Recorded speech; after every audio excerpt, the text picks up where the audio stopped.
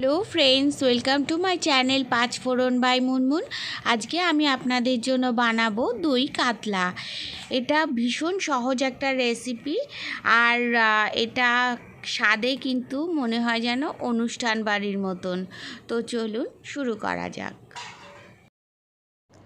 এখানে আমি কতগুলো কাতলা মাছের পিস নিয়েছি আর পরিষ্কার করে সেটা ধুয়ে রেখে দিয়েছি। এবার এর মধ্যে দিয়ে দিলাম 1 টেবিল স্পুন নুন আর 1 টেবিল স্পুন হলুদের গুঁড়ো। তো নুন আর হলুদটা আমি ভালো করে মাছের গায়ে মাখিয়ে নেব। নিয়ে মাছটাকে আমি 10 মিনিটের জন্য ম্যারিনেট করতে রেখে দেব। তার মধ্যে আমি সর্ষের তেল গরম করে নিয়েছি। এবার আমি মাছের এই পিসগুলোকে একটা একটা করে ফ্রাই করতে দেব তেলের মধ্যে। এখানে আমি একটা পেঁয়াজকে ছোট টুকরো করে কেটে রেখেছি, আর নিয়েছি 2 কোয়া আদার টুকরো আর কটা কাঁচা লঙ্কা একসাথে মিক্সিতে পিষে নেব। মাছটার এক পিঠ ভাজা হয়ে গেছে। এবার মাছটা আমি আস্তে আস্তে সাবধানে উল্টে নেব।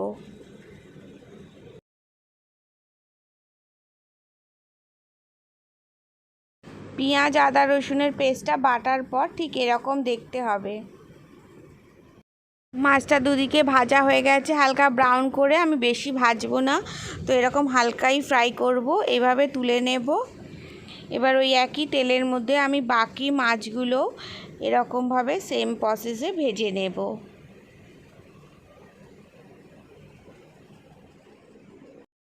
মাছগুলো ভাজা হয়ে গেছে দুদিকে হালকা করে, তো আমি সব মাছগুলোকে তুলে নিলাম। তো এইভাবে আমি মাছগুলোকে ভেজে তুলে রাখার পর আমার কড়াই যে তেলটা বেঁচে যাবে, আমি এই তেলেই বাকি রান্নাটা করে নেব। তো আমি এই তেলের মধ্যে দিয়ে দিচ্ছি 3-4টে লবঙ্গ আর 4টে এলাচ, আর এর মধ্যে আমি দিয়ে দিচ্ছি 2টো শুকনো লঙ্কা। তো এগুলো হালকা ফ্রাই করার পর আমি যে বাটা মশলাটা বেটে রেখেছিলাম সেটা এর মধ্যে দেব।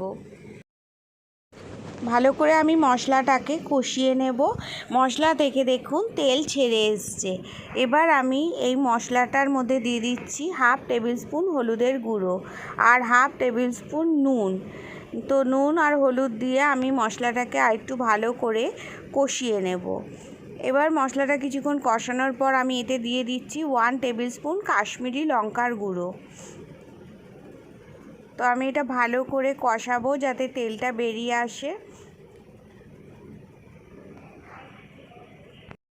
একটা বাটিতে আমি নিয়ে নিয়েছি 1/2 কাপ টক দই। তো জল ঝরানো টক দই আছে, এতে আমি দিয়ে দিলাম 1 টেবিল স্পুন জিরে গুঁড়ো। ভালো করে মিক্সড করব। এই টক দইয়ের মিশ্রণটা আমি এই গ্রেভিটার মধ্যে অ্যাড করে দেব। তো এবার আমি টক দইটা দিয়ে ভালো করে কষতে থাকবো। মশলাটা 2-3 মিনিট কষানোর পর দেখুন মশলাটা ভালো করে কষে গেছে, আর এটা থেকে কি সুন্দর তেল বেরিয়ে এসছে। তো এবারে আমি এর মধ্যে দিয়ে দিচ্ছি 2 টেবিল স্পুন কাজু বাদাম বাটা। কাজু বাটাটা দেওয়ার পর আমি ভালো করে নাড়তে থাকবো। তো আমার মশলা পুরোপুরি কষে গেছে, আর এটা কি সুন্দর তেল বেরিয়ে এসছে। এবার আমি দিয়ে দিচ্ছি 1 গ্লাস জল। তো জল দিয়ে আমি ভালো করে নেড়ে নিলাম। আমার ঝোলটা এবার ফুটে এসছে। এবার আমি ঝোলের মধ্যে ভাজা মাছগুলো আস্তে আস্তে ছেড়ে দেব, আর ভালো করে নেড়ে আমি ঢাকা দিয়ে রেখে দেব 5 মিনিট। এখানে 5 মিনিট আমার কমপ্লিট হয়ে গেছে। এবার আমি ঢাকাটাকে খুলব। তো দেখুন আমার দই কাতলা একদম রেডি হয়ে গেছে, আর এটা কি দারুণ দেখতে হয়েছে। তো ফ্রেন্ডস, আপনারাও এইভাবে বানাবেন। এটা একটা খুব সহজ রেসিপি, খেতে ভীষণ ভালো হয়, একদম অনুষ্ঠান বাড়ির মতন। তো আপনারা এইভাবে বানিয়ে খাবেন, আর আমার ভিডিওটা ভালো লাগলে অবশ্যই লাইক করবেন, শেয়ার করবেন, আর আমার চ্যানেলটাকে সাবস্ক্রাইব করবেন। আমার ভিডিওটা দেখার জন্য অসংখ্য ধন্যবাদ।